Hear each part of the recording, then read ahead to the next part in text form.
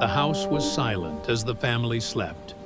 In the kitchen, smoke slowly filled the air. A small cat smelled the danger first.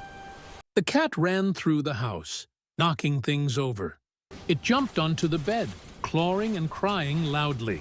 The family woke just as flames appeared.